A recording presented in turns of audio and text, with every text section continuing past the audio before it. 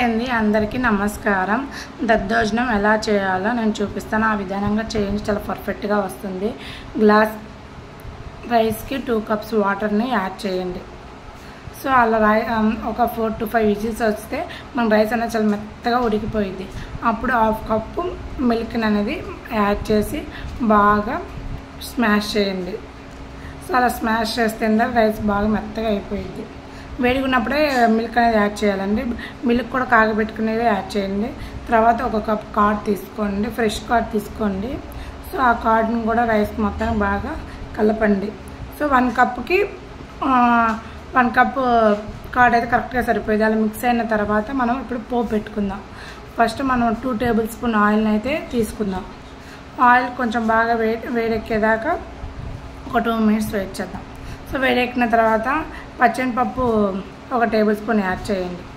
అది కొంచెం పోపు అనేది కొంచెం వేడెక్కేదాకా ఒక 2 మినిట్స్ ఉన్నాక 1 టేబుల్ స్పూన్ ఆవాల్ని యాడ్ చేయండి.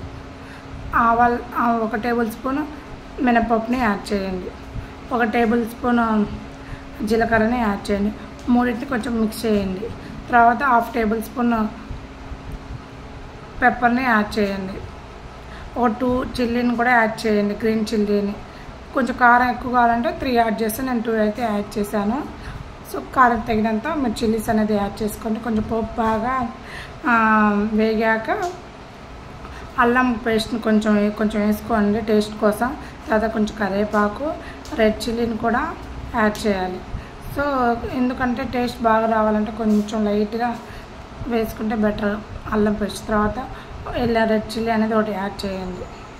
సో పోపు బాగా మనకి వేగిన తర్వాత తగినంత సాల్ట్ వేసుకొని ఆ పోపును కూడా దాంట్లో మిక్స్ చేసి బాగా నీట్గా తిప్పండి. సో అలా తిప్పితే అంటే బాగా పెరుగన్నంకి మన సాల్ట్ కూడా వేసాం కదా, అంత బాగా నీట్గా మిక్స్ అయితే మనకు చాలా టేస్టీగా ఉండిద్ది. సో మీరు కూడా ట్రై చేయండి, డెఫినెట్గా చాలా బాగుండిద్ది. Please like and share and subscribe to Nihan special channel. ఎలా ఉందనేది మీ కామెంట్ సెక్షన్లో నాకు తెలపండి.